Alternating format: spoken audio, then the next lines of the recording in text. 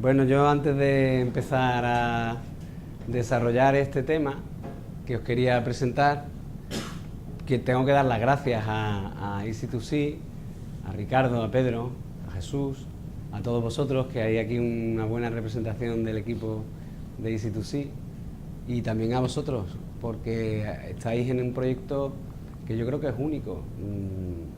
Creedme que no es normal que una empresa que tiene ánimo de lucro, que lo que persigue es ganar dinero y de realizar proyectos, tenga dimensiones tan profundas y convicciones tan profundas y compromisos tan profundos con la sociedad, pero sobre todo con los jóvenes, con la gente que sois el futuro, ¿no? Y que sois ya parte también de alguna manera de este proyecto. Ya, a mí no me cabe duda ni me extraña que esto salga de Easy2C, porque bueno, conozco a las personas que concibieron esa empresa y son personas que viven la vida como un compromiso, con la alegría, con el desarrollo, con el crecimiento, con aprender. Y bueno, es una manera de dar parte de ese compromiso, de darlo también a la sociedad, de darlo a vosotros que estáis estudiando y empezando a vislumbrar lo que seréis el día de mañana, ¿no? Así que me parece un proyecto precioso y le doy la enhorabuena a Easy2C, a Ricardo, a Pedro fundamentalmente, por haber diseñado el Grow Lab y haberme invitado a mí, que tenéis aquí, habéis tenido aquí a ponentes muy potentes. Yo soy el que menos interés tiene de todos ellos y el que probablemente menos cosas tenga que contaros interesantes. Estáis en la edad de tener muchos amigos. Yo estoy seguro que si os preguntara individualmente ¿cuántos amigos tenéis? Me diríais un montón de amigos. Cuando uno va cumpliendo años, yo ya tengo unos pocos de años, tengo casi medio siglo, me faltan semanas para tener 50 años, pues se da uno cuenta que en la vida en realidad los amigos de verdad son muy pocos. Habréis oído muchas veces a vuestros padres o a gente de mi edad decir, no, en la vida los amigos se cuentan con los dedos de una mano y a veces sobran dedos. Y es verdad que eso es porque las experiencias van alejando, acercando, al final con quien uno puede contar siempre, con eso que llamamos los amigos de verdad, son muy pocos. Yo tengo la suerte, además, de tener pocos amigos, pero muy buenos. Los amigos son los hermanos que uno elige. Y dentro de esos amigos, tengo la suerte además que uno de ellos es mi hermano, además, genéticamente, que es mi hermano Pedro. Y otro de ellos, desde chico, está aquí conmigo, que es mi socio Ernesto. ¿Por qué este tema y por qué hablaros yo de este tema? Pues hace 3 años, casi 4, tuve que definir, en el marco de un proyecto universitario, sobre qué se podía investigar. Y teníamos un departamento muy pequeñito de Derecho y un departamento también pequeñito que hacía Humanidades y que se dedicaba a estudiar problemas de ética. Y esos dos departamentos dependían en aquel entonces de mí. Había que buscar un punto de unión entre problemas éticos que al mismo tiempo tuvieran un tratamiento jurídico, que fueran nuevos, que plantearan retos en ambos campos, que se pudiera definir lo que en la universidad se llama un proyecto de investigación. Y bueno, iniciamos un proyecto que se llama así, los discursos del odio, que es el punto de partida, y la libertad de expresión. Hoy, en un mundo tan global, tan tecnologizado o tan tecnificado, como se quiera decir, en el que vivimos. Y ese proyecto ha ido dando sus frutos. Ya somos 20 investigadores de toda Europa, incluso también de países de fuera de Europa, que estamos trabajando en red para intentar, señalar cuáles son los problemas, intentar también apuntar algunas líneas de trabajo que nos puedan llevar a algunas conclusiones y algunas soluciones. Y eso es el proyecto que tenemos. Claro, yo suelo hablar de esto para gente que está muy formada en Derecho o en Ética y que son pues catedráticos de universidad o investigadores muy reputados. Y le decía a mi hermano, ayer cuando lo llamé, ¿y yo qué digo? Porque son gente joven, me decía, hay gente entre 15 y 18, 19 años. Claro, ¿cómo les puede interesar esto a esta gente? Bueno, entonces, pues he decidido no hablar de Derecho, o muy poquito, no hablar realmente de los problemas profundos éticos, sino describir también cuál es la percepción que creo yo que una persona que vive en ese mundo, como vosotros, y que maneja las redes, que tiene una ventana en el bolsillo, como la que yo, y que perfectamente estáis conectados a redes sociales y recibís aquí vuestra vida, está aquí, sale de aquí. Pero también salen vuestros deseos, vuestras emociones, lo que anheláis, lo que no os gusta, lo que os da coraje, lo que compartís, a veces en abierto, a veces por WhatsApp. Y todo eso tiene un efecto en los demás y tiene un efecto también en vuestros círculos y os va retratando, os va posicionando en lo bueno, en lo malo, en lo que os gusta, lo que os disgusta. Y de eso va esta pequeña charla sobre el odio y las redes sociales, o la libertad de expresión y las redes sociales, porque se puede odiar. El odio es un sentimiento humano. Todos odiamos, todos. Profundamente además. Algunos más profundamente que otros, y depende a qué. Pero o detestamos, si queréis. Eso es algo muy humano. E incluso yo diría que como es humano, pues debería ser legítimo. Se podría odiar. Pero quizá todos me diríais, bueno, pero tiene límites, ¿no? ¿Se puede odiar y dañar? ¿Se puede odiar y hacer daño? ¿Eso lo deberíamos de permitir como sociedad?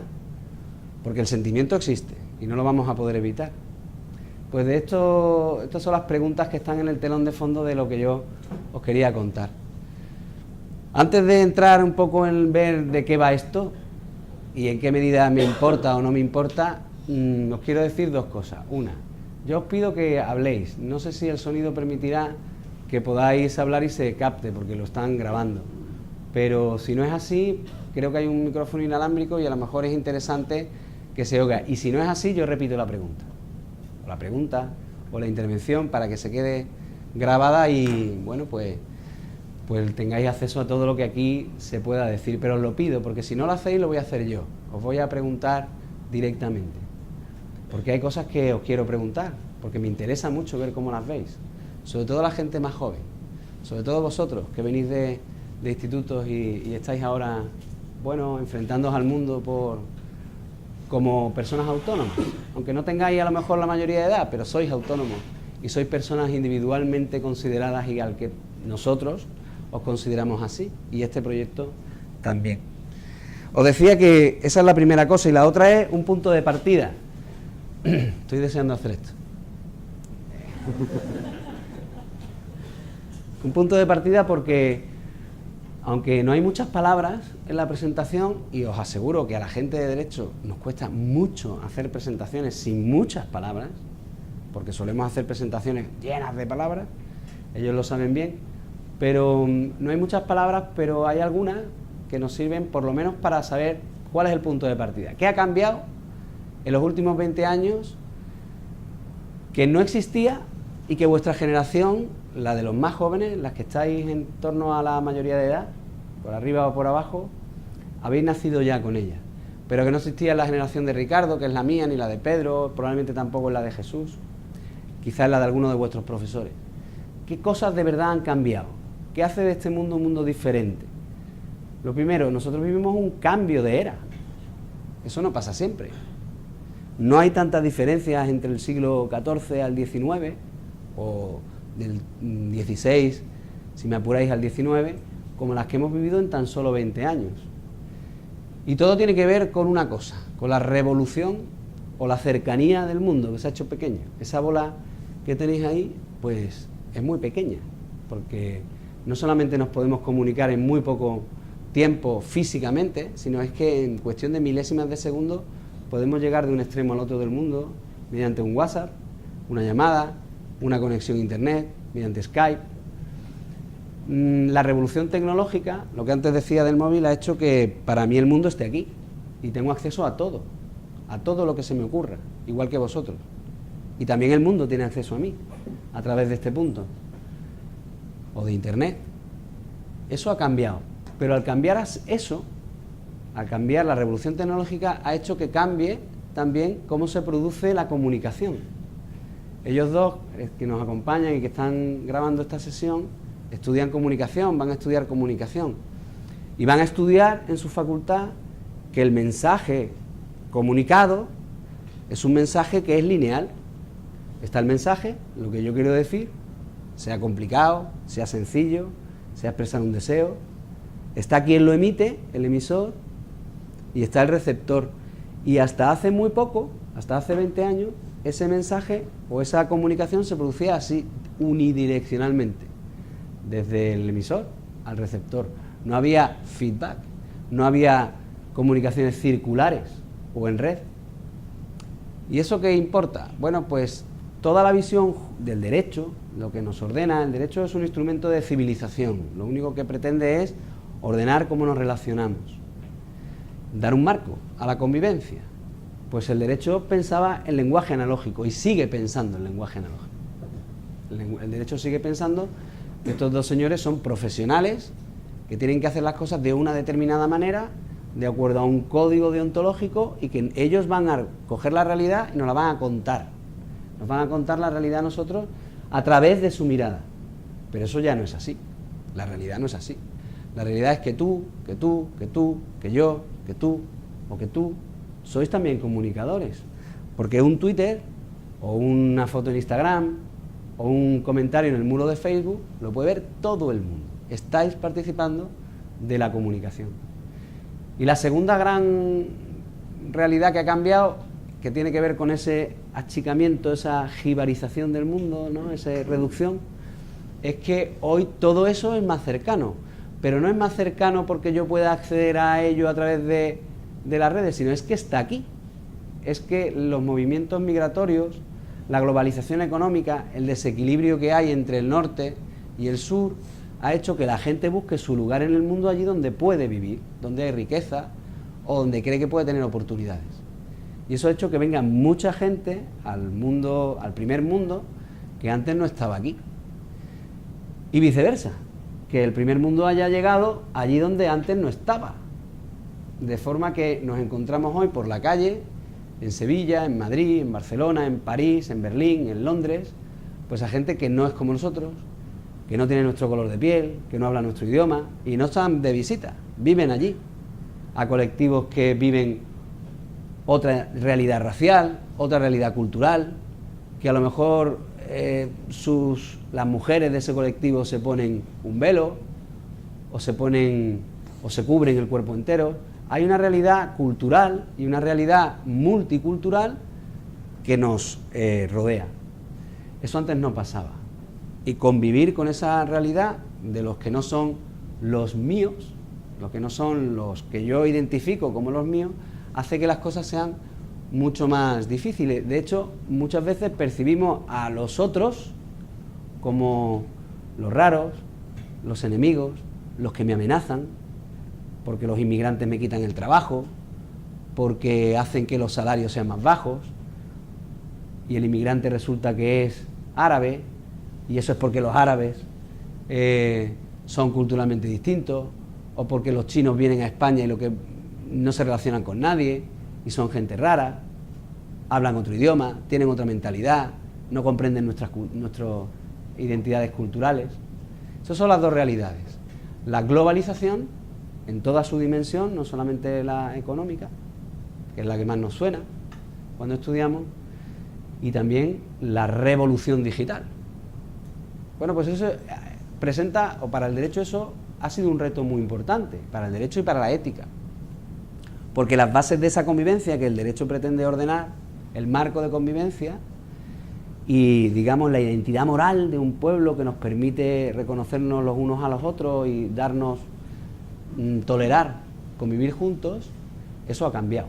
Y eso está realmente en cambio permanente. Y una de las derivaciones de esta realidad es que, pues, al expresar lo que sentimos frente a esa situación de mezcolanza o de amenaza, pues a veces se nos va un poco la pinza, ¿no? Y hay gente que la toma con el otro, o la toma con los otros, con todos esos grupos, que son los malos, que son los que nos amenazan, y lo que pretende es exterminarlos, que se vayan, que nos dejen, que mi cultura es mi cultura y esta gente no lo comprende, que desaparezcan del mapa. que vuelvan a su lugar de origen.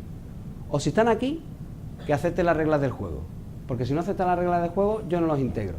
Y me dedico a escupirles, a pegarles, a agredirles. Y la primera manera de agredir en cualquier pelea que recordéis con vuestros hermanos, con vuestros amigos, con vuestras novias, con vuestros novios, con vuestras parejas, la primera es siempre la misma, es la palabra o el gesto. Pero empezamos por ahí. Uno no llega y le quema la casa al vecino. Antes de ese momento ha tenido un enfrentamiento dialéctico, siempre. Aunque sea para decirle un taco o dos. Y eso ha saltado a las redes y son cientos, miles los casos que podréis recordar o que yo podría recordar. Yo pensando ayer que puede estar más cerca de vuestra realidad, pues he elegido algunos casos, poquitos, que tienen todos menos de 3 años de vida y a algunos de ellos nos parecerá que tiene mucho más, porque quizá todos recordáis el supuesto de Charlie Hebdo, cuando una cédula yihadista entró en la sede de un semanario francés que se llama así, Charlie Hebdo, y que mató a todo el consejo de redacción, que estaba en ese momento, o a casi todo, que estaba en ese momento reunido, y todos los sucesos posteriores. Y quizás recordáis, eso fue en enero del 2015, que pocos días después 5 millones de personas se manifestaron en París, con un solo lema que decía, yo soy Charlie, en francés, ¿no? ¿Lo recordáis? Y ahí estaban presidentes de gobierno, presidente de la Unión Europea, el comisario general, había representación de Naciones Unidas, estaba el presidente del gobierno español, entre otros, allí, al frente de la manifestación.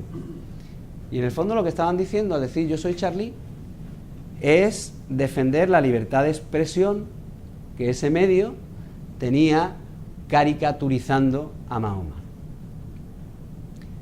Caricaturizar a Mahoma es pecado en otro concepto cultural. Dibujar a Mahoma es un pecado mortal en el concepto cultural árabe. Y no estoy hablando de la yihad islámica, de estos que se visten de negro y tienen letras amarillas las banderas negras y salen por los tanques. No, no. En los árabes más cultos, más occidentalizados, es pecado mortal en su cultura representar la imagen de Alá o de Mahoma. Bueno, de Alá es pecado mega mortal, pero del propio Mahoma, de su profeta.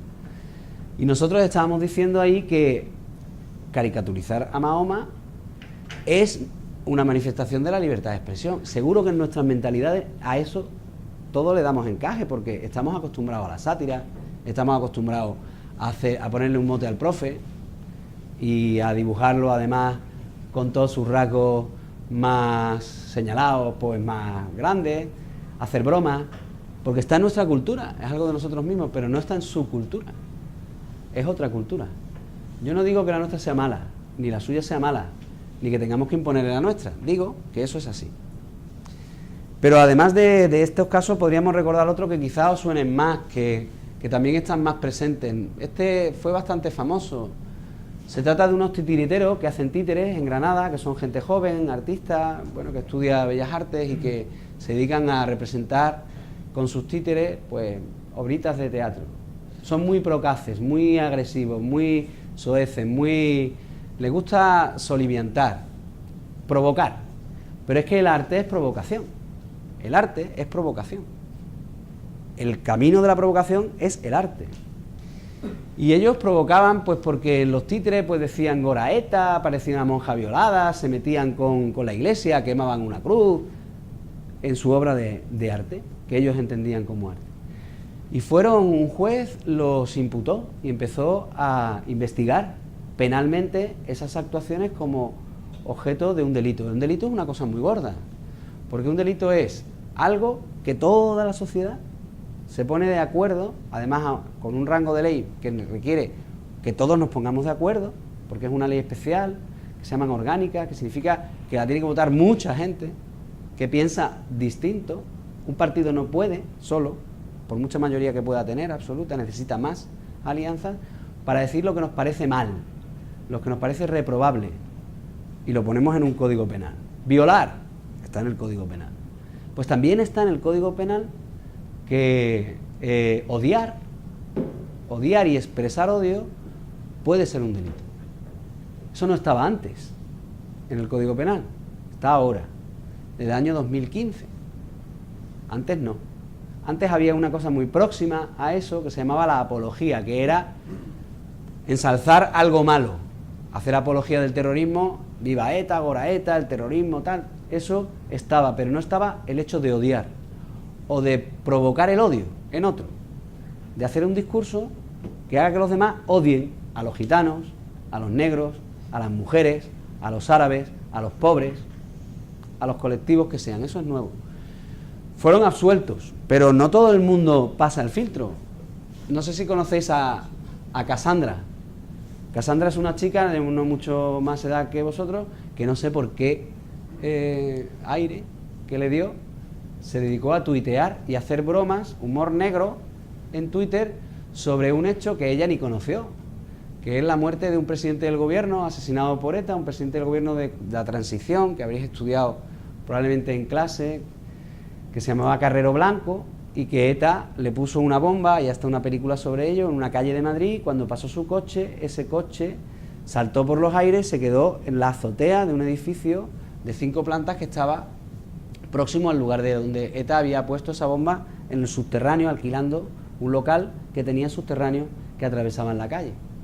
Y ella pues hacía estos tweets con poca gracia, o mucha, para ella, pero en el ejercicio de su libertad de expresión, como si yo le pongo un WhatsApp a un grupo de WhatsApp en el que estáis todos vosotros, como parte de alumnos de un instituto, y decir algo sobre la profesora que os acaba de dar clase. Si habéis visto tal o cual cosa, tal rasgo, tal otro de la profesora, me he comido un poco porque me están grabando, pero ¿sabéis a qué cosas me refiero o a qué cosas me puedo referir? Y eso es normal que pase. Ella lo hacía en la red. Pero ella fue condenada por la Audiencia Nacional por apología del terrorismo, ese delito que os decía antes, que estaba antes del 2015, que es algo muy gordo y que conlleva una pena de cárcel. Pero sus abogados consiguieron que en el Tribunal Supremo la absolvieran. Recurrió y el Tribunal Supremo la absolvió. Y el conflicto era el mismo, libertad de expresión y sus límites. ¿Hasta dónde? Pero hay otros que no han tenido tanta suerte, ni como los titiriteros, ni como Cassandra, como pueda ser Pablo Hasél, que no sé si lo conocéis, este es un rapero. Muy provocador, muy provocador.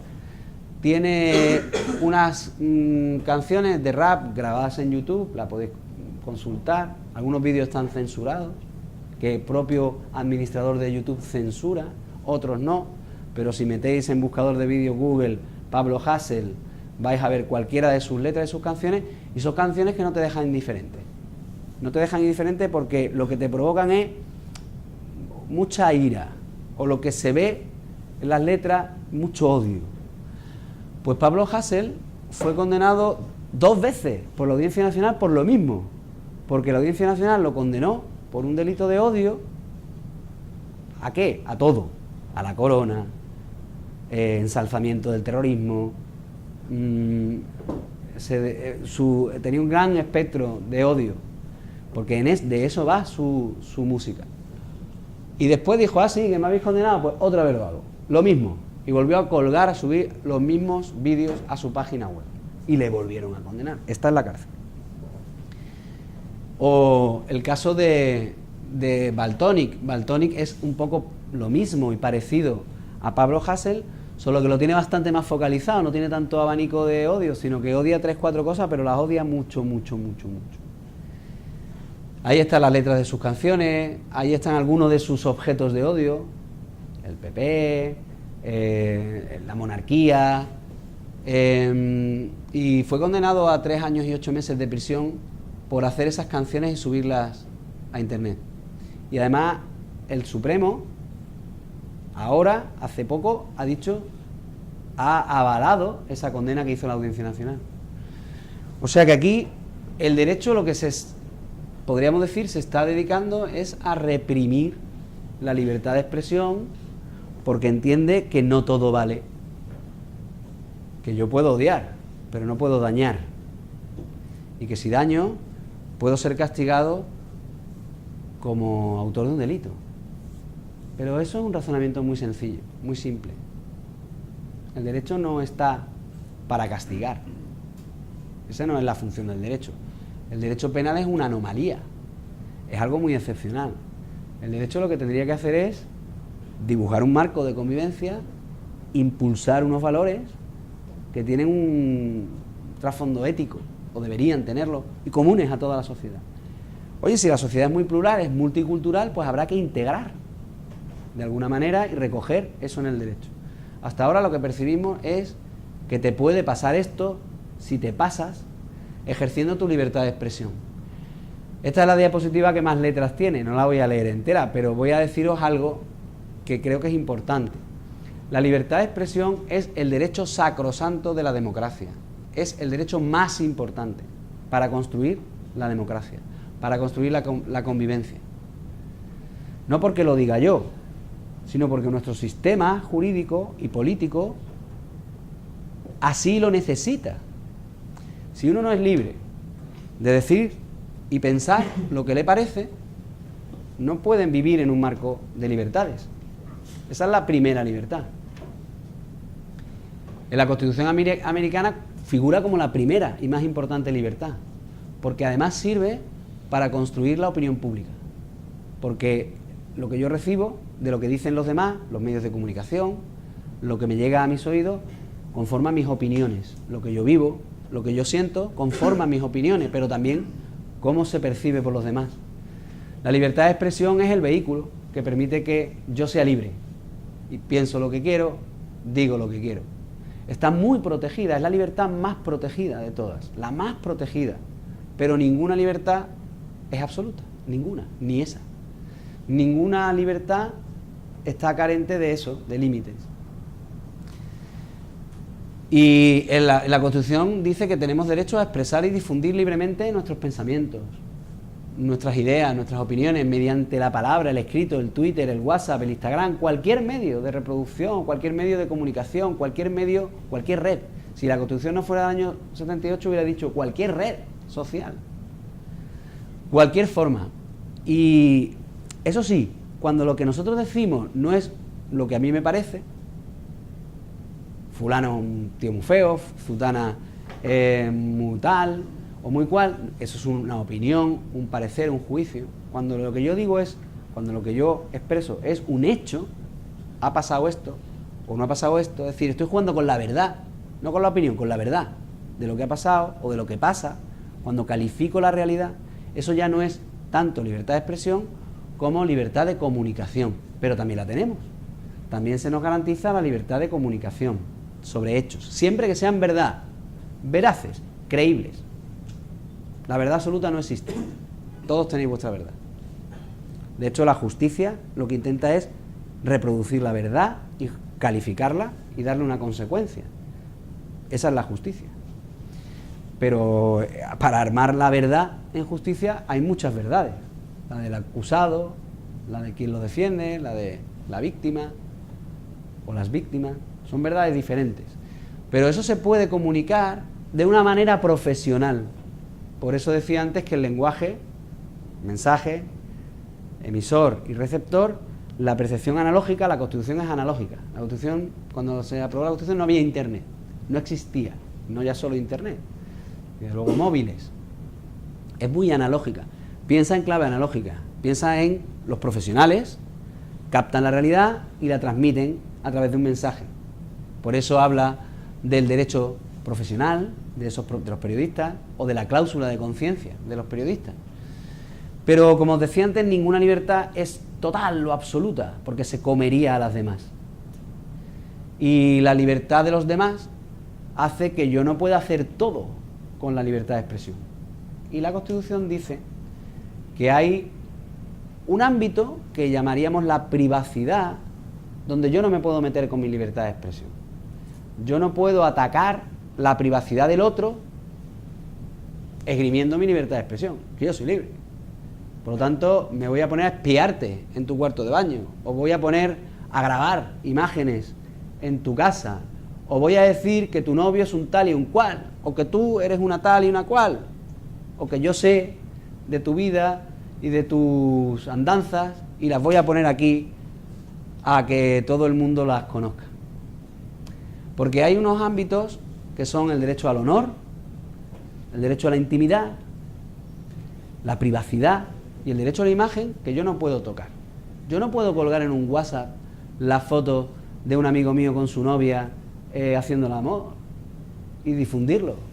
No puedo grabarle en secreto actos sexuales a una persona sin su consentimiento y difundirlos sin su consentimiento. Oye, si consiente puedo, pero ella es dueña de su honor, de su intimidad, él o ella, y de su imagen.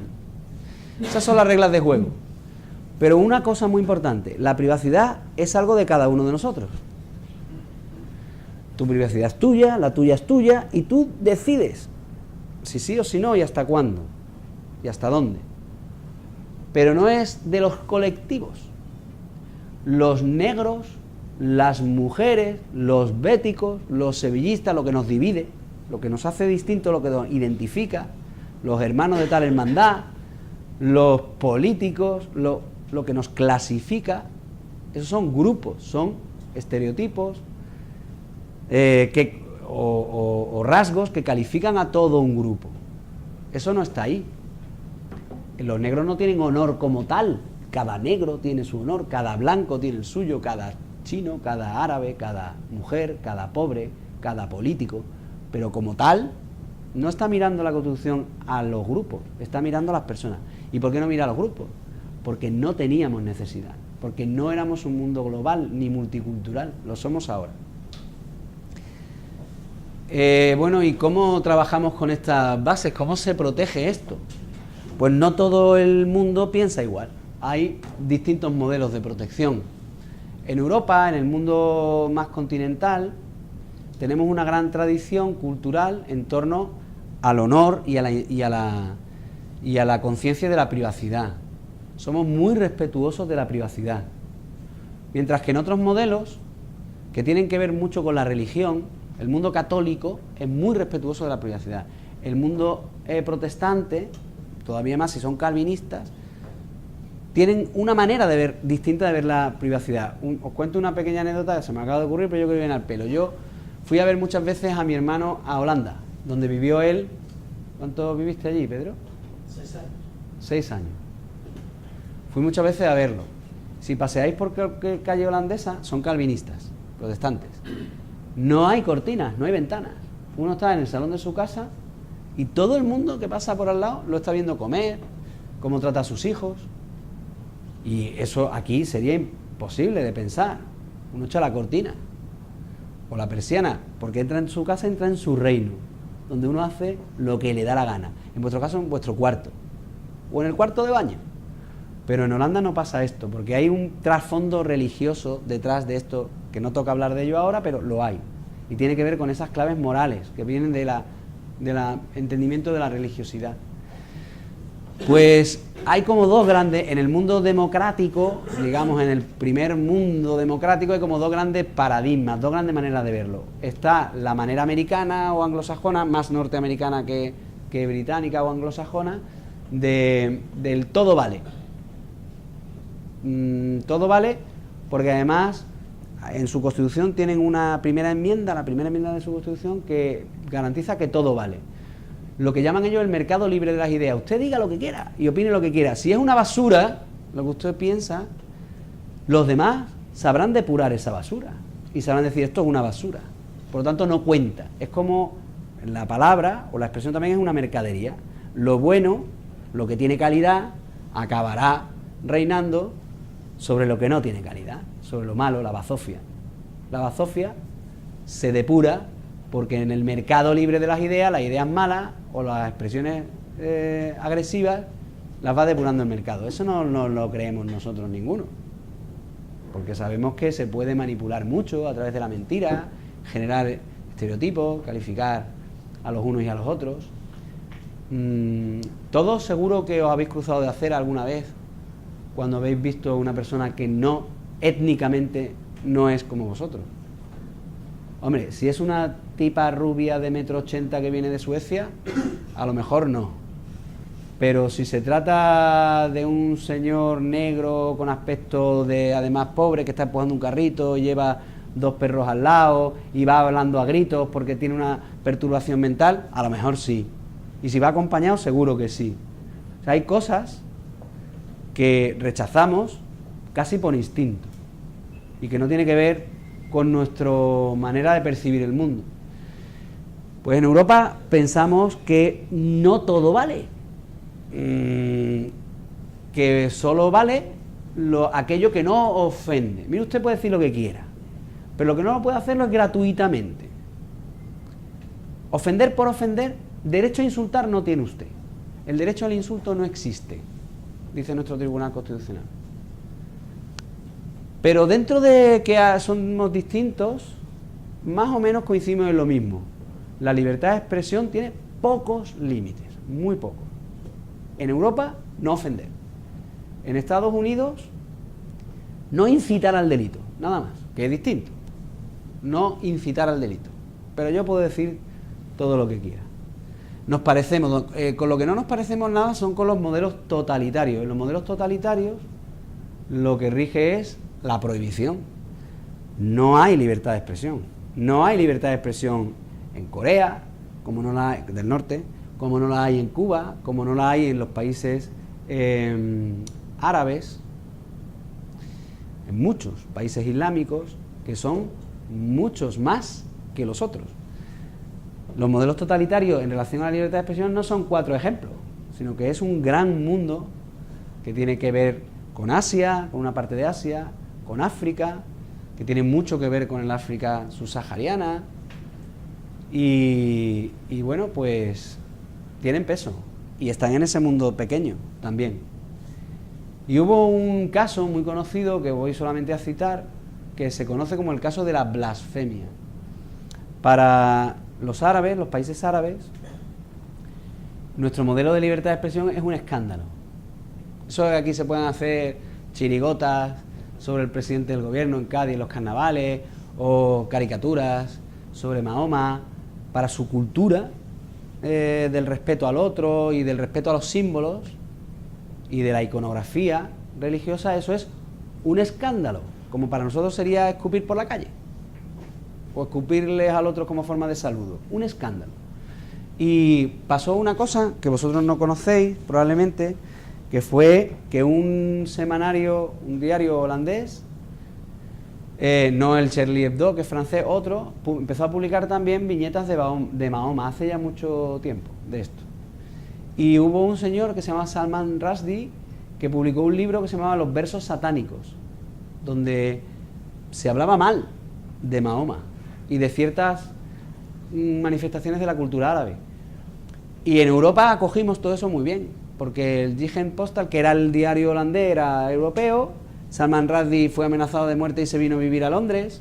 Bueno, se escondió un tiempo muy importante de su vida, tuvo que huir, porque tenía una amenaza de muerte, tenía una yihad, o sea, un mandato de lo matas para salvarte, porque es un traidor a la cultura nuestra.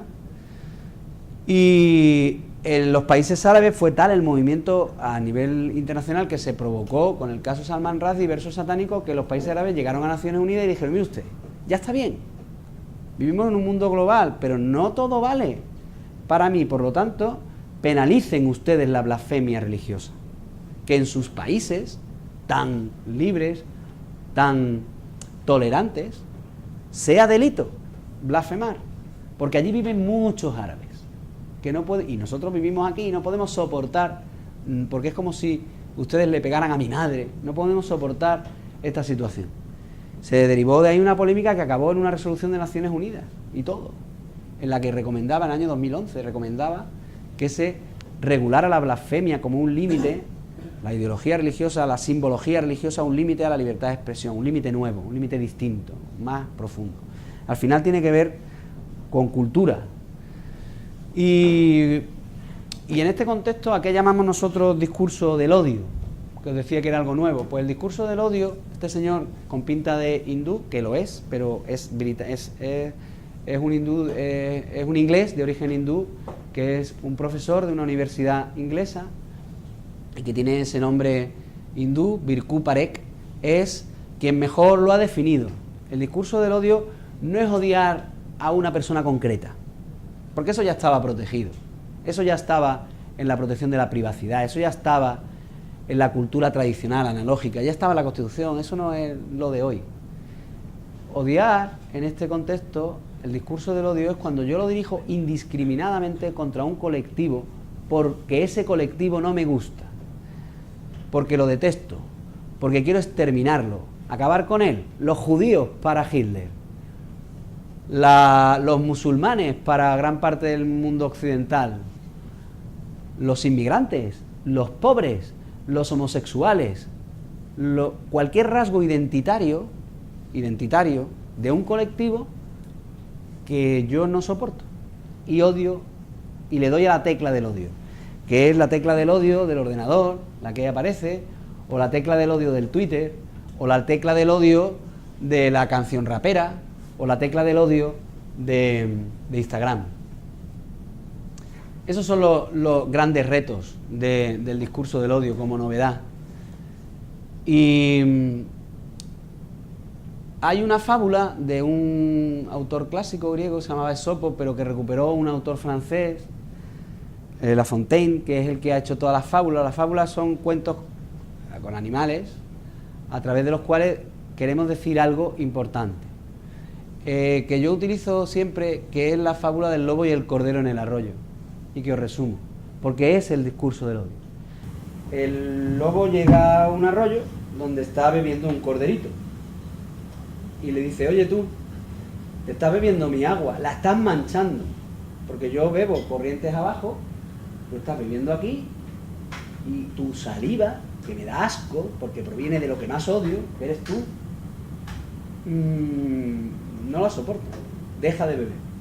Y dice el corderito: no, si es que yo bebo más abajo que tú bebes arriba, soy yo quien se bebe tu saliva, la mía no te molesta. Pues será tu hermano, porque tu hermano será entonces el que lo ha hecho, porque uno de los tuyos lo ha hecho. Y dice el cordero: no, si yo no tengo hermanos.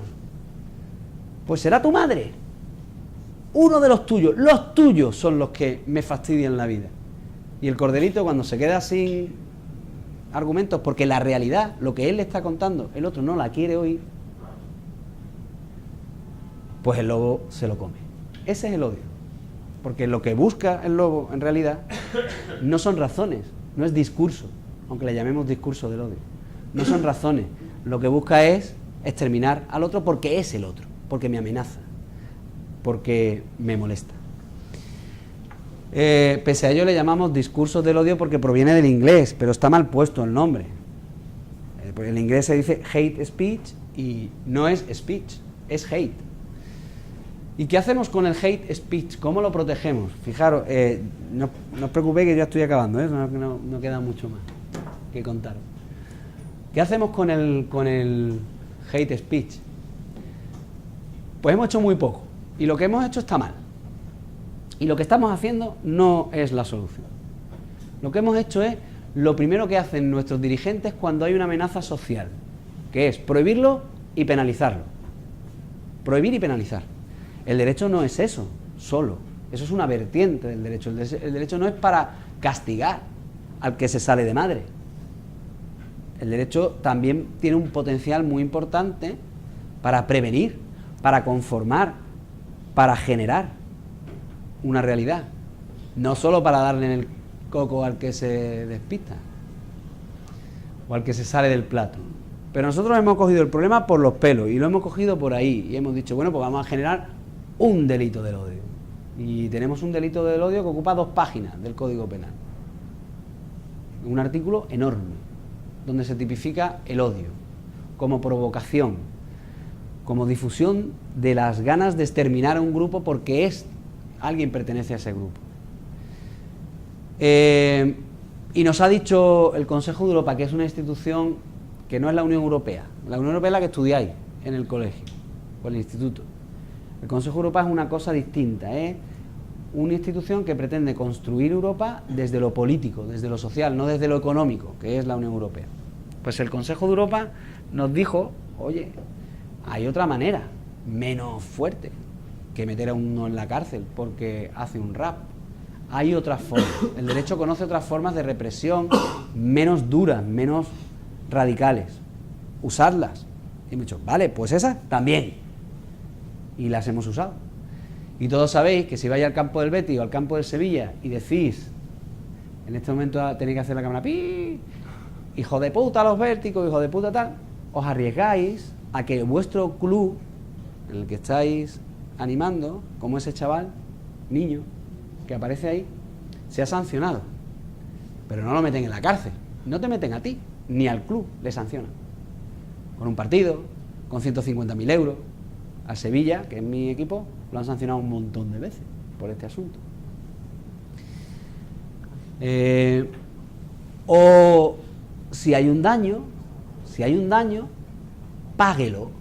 También hay un mecanismo que es reparar el daño. Ese es el mecanismo clásico del honor. Cuando a alguien se le lesiona el honor, cuando un famoso sale en la tele, un famoso de eso de la prensa del corazón, sale en la tele y se mete con la novia que acaba de dejar, etcétera, etcétera, y ella muy desdichada interpone una demanda y lo vemos en el propio programa porque eso está todo preparado y en el siguiente programa sale ella y cuenta lo suyo. Esa demanda acaba en una indemnización, en dinero. El honor vale dinero, si uno lo tiene. Pero claro, para los grupos no sirve, porque ¿cómo indemnizamos a los pobres frente a la aporofobia, que es la manera de odiar a los pobres? Eso no es fácil, ¿no? Así que mi sensación, después de estar 4 años estudiando esto, es que el derecho no es la solución. Y además el derecho está muy limitado aquí. Y además el derecho tiene un campo de acción que no hemos explorado. Y que no es eso, no es el garrote, no es la pistola en la boca, ni la mordaza. El derecho tiene una posibilidad enorme para generar condiciones que hagan que eso que está pasando no pase o pase menos, o por lo menos que sepamos, que tengamos las claves para que eso no sea como ahora. Os voy a poner un ejemplo que yo he vivido desde pequeño, como Ricardo y como Pedro. Ser gay, cuando yo era pequeño, o cuando yo tenía vuestra edad, era un tabú. Ningún gay decía que era gay. No se salía del armario, porque si salías del armario te apaleaban en el colegio. Y si se te notaba que eras gay, pues ibas listo. Hoy mis hijos, que tienen vuestra edad, la mayor de mis hijos, de mis hijas, mi hija mayor, que tiene vuestra edad, o mis hijos pequeños en el colegio, sus amigos son gays, lo dicen, conviven con esa realidad. ¿Y esto por qué? ¿Que hemos madurado como sociedad? ¿Qué ha pasado? No, ha habido una labor muy importante de educación en esta materia. No solo en las familias, sino en los colegios, y ahí ya está el derecho, porque eso es lo público, el ámbito de lo público. Y ha habido una igualación. Otro ejemplo, el género, o la igualdad de género.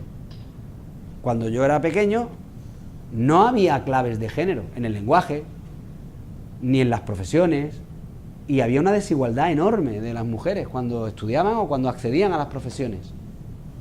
Pero era un tema cultural, era un tema del machismo imperante, que sigue existiendo, pero ya menos, bastante menos. A ninguno de vosotros se os ocurriría decir en público, salvo que estéis en un círculo muy íntimo, donde eso se tolere, pero salir aquí y decir, las mujeres son todas una tal, o los hombres son... No se os ocurriría, porque ya eso socialmente se reprueba. Bueno, pues en mi época no. En mi época se decía, se podía decir, se debía decir en ciertos contextos. No quiero una empleada que sea tía, no quiero trabajando en mi empresa a ninguna mujer. Se decía y se publicaba. ¿Por qué cambia? Porque se educa socialmente, y eso es una tarea de años. Como también, por poner otra tarea de educación de años que también vaya a reconocer, hace 20 años en Cataluña no había independentismo, pero que no había independentismo. Era un 5%, a los votos me remito. Un 5%, hoy son el 49%. ¿Por qué? ¿Eso cómo se hace? Porque se inocula desde el derecho, las instituciones, la política, se inocula una idea. Pues vamos a inocular la idea de la tolerancia. Esa es la propuesta que tiene mi proyecto nuestro proyecto de investigación, que es indagar cuáles son las claves que permitan inocular una idea de tolerancia. Y el primer problema, y con estas reflexiones finales voy a terminar, es, bueno, ¿y tolerancia qué es? Porque todos estaremos de acuerdo que tolerar es, bueno, venga, te tolero, venga, te aguanto, te soporto, pero eso no es tolerar. Admitir no es tolerar, o soportar no es tolerar. Hace algunos años, ya bastantes, 13, este señor, que es un español, que se llama Federico Mayor Zaragoza, que fue ministro de Educación, que es catedrático de universidad, pero es científico, se dedica a la biología. Y que fue director general de la UNESCO. La UNESCO es el organismo que tiene Naciones Unidas para la cultura, y que hoy vive todavía, ya es muy mayor, o bastante mayor, y tiene una fundación que se llama Cultura de Paz. Pedro conoce muy bien a este señor y la Fundación Cultura de Paz. Pero cuando él era presidente, no se llama así, director general, pero vamos, el que manda en la UNESCO, consiguió que todos los países representados en la UNESCO, que son todos los países del mundo, se pusieran de acuerdo en una declaración sobre qué es la tolerancia. ¿Cómo vamos a hacer en nuestros países? ¿Cómo vamos a tolerar a los otros? Año 95, Internet recién nacido. La globalización era una entelequia. No se hablaba de globalización. Año 95. Y se pusieron de acuerdo para decir, vamos a ver, estamos de acuerdo que tolerancia no es solo aguantar. Tolerancia es también, no es pasivo, es también activo. Hay que exigir. O sea, yo no puedo tolerar cualquier cosa, porque entonces eso es el relativismo total y absoluto. Que a mí me gusta violar jóvenes vírgenes menores de 12 años. Te tengo que tolerar. Pues no. La tolerancia significa también exigir. ¿Y qué exigimos cuando toleramos en convivencia, en sociedad? Un respeto a las reglas del juego. Eso es un punto de partida. O tú respetas las reglas del juego, tú no violas vírgenes de 12 años porque tienes que respetar las reglas del juego, o estás fuera del juego, o estás en la cárcel, o yo aquí no te quiero, no tolero lo intolerable. Bueno, otro problema, ¿y qué es lo intolerable? Pues llegaron a un acuerdo. Lo tolerable y lo intolerable no lo digo yo, lo dice la Declaración Universal de Naciones Unidas, la Declaración Universal de Derechos del Hombre y del Ciudadano. Es decir, aquello que a mitad del siglo XX, después de la Segunda Guerra Mundial y de que murieran millones de personas en los campos de batalla, los países que habían guerreado, dijeron, ¿en qué estamos de acuerdo? ¿Cómo construimos un mundo en paz? Un mundo mejor. Pues vamos a poner en una lista en lo que estamos de acuerdo. En esto estamos de acuerdo. Es un mínimo. Pues ese mínimo se llama Declaración Universal de los Derechos Humanos. Y eso es lo que dice la Declaración de la Tolerancia. El que no juegue así, no juega. El que no respete estas reglas del juego, no juega. Por mucho que su cultura, que su religión, que su manera de ver el mundo le lleve a cometer actos que no están en la regla de juego. La ablación del clítoris, práctica cultural africana ancestral, a todas las chicas antes de los 16 años.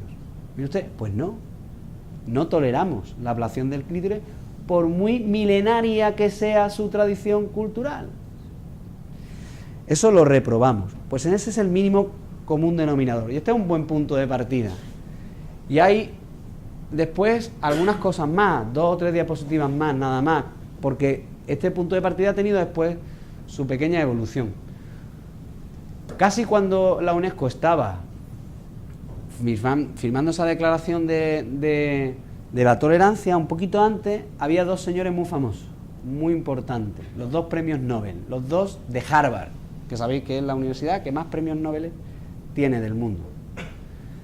Y los 2 con premio Nobel de, digamos, pensamiento, de filosofía.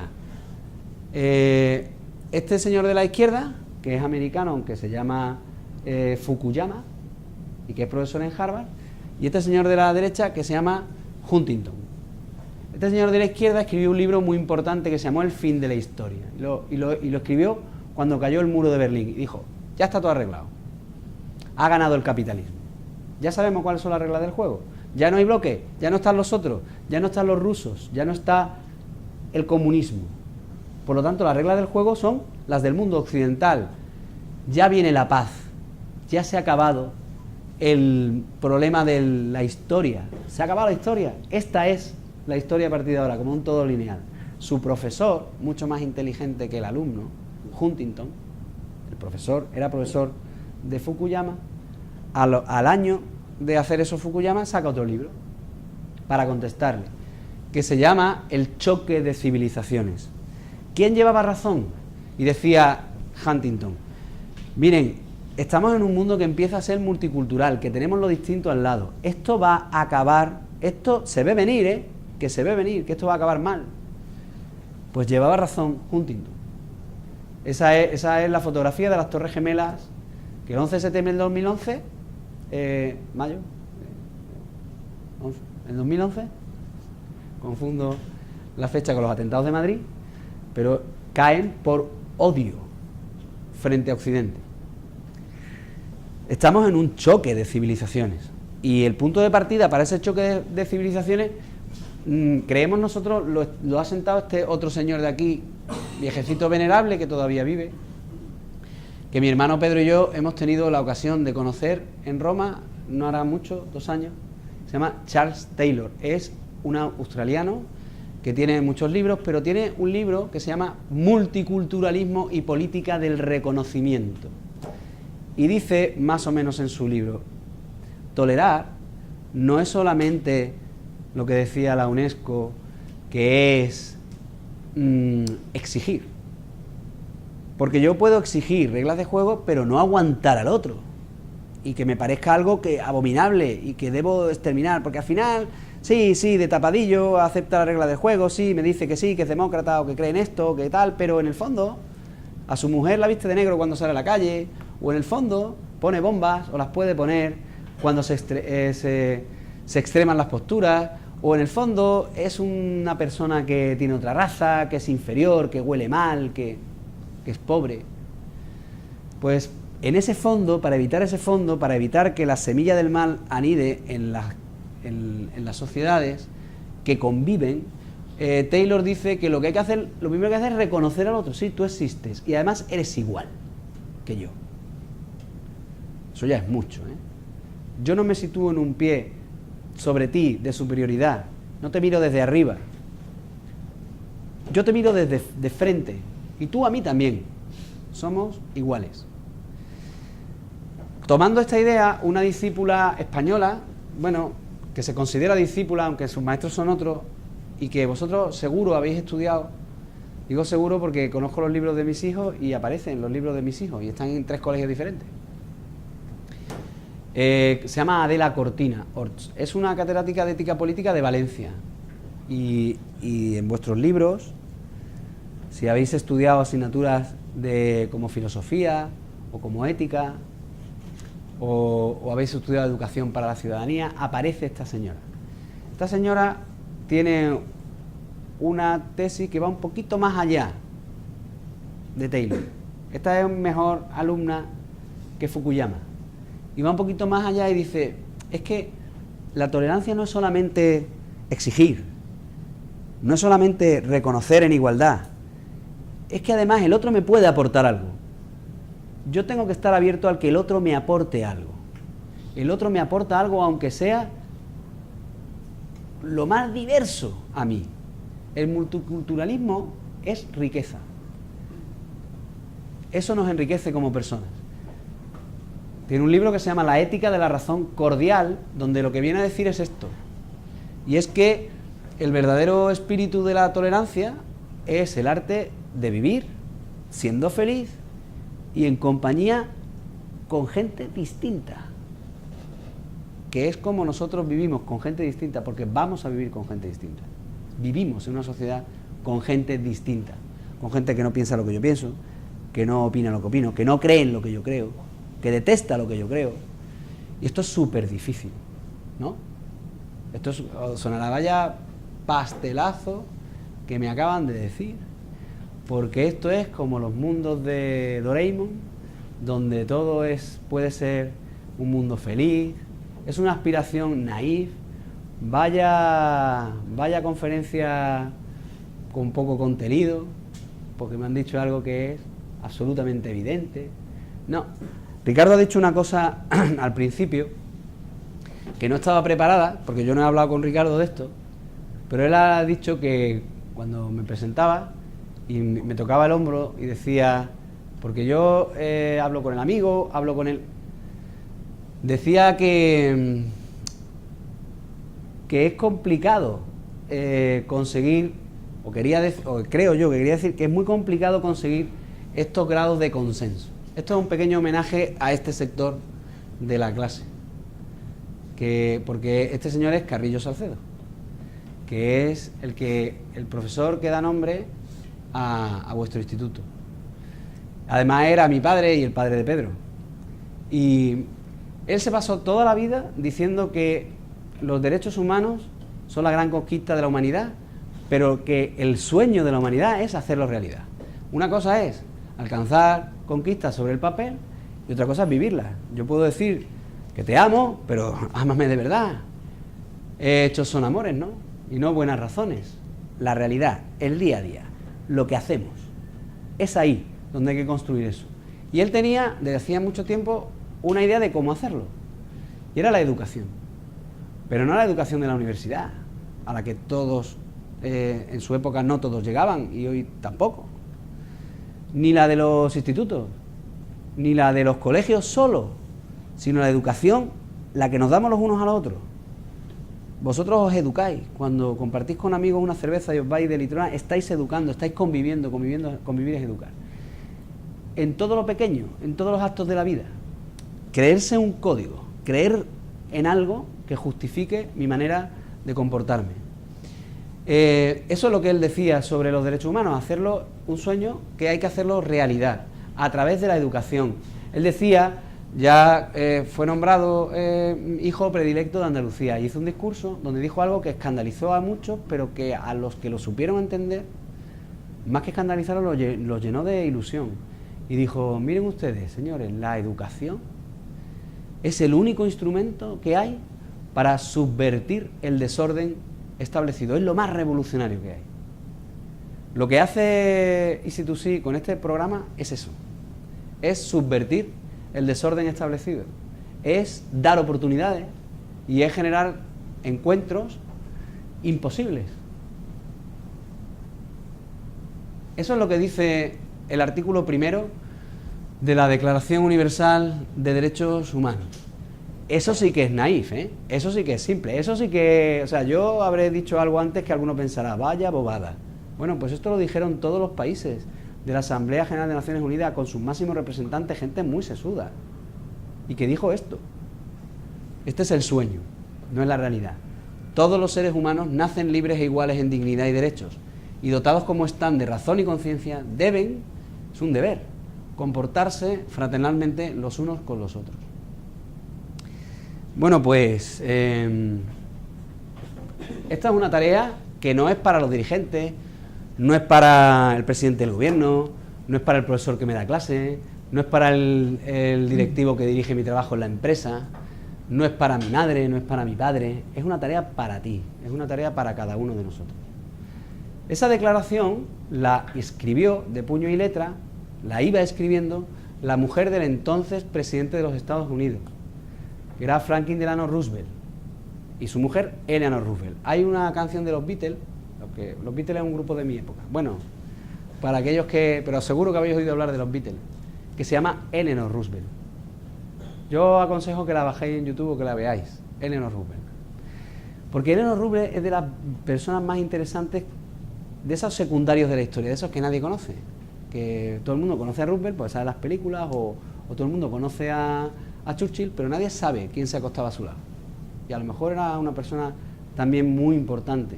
Pues Eleanor Roosevelt era más importante que su marido.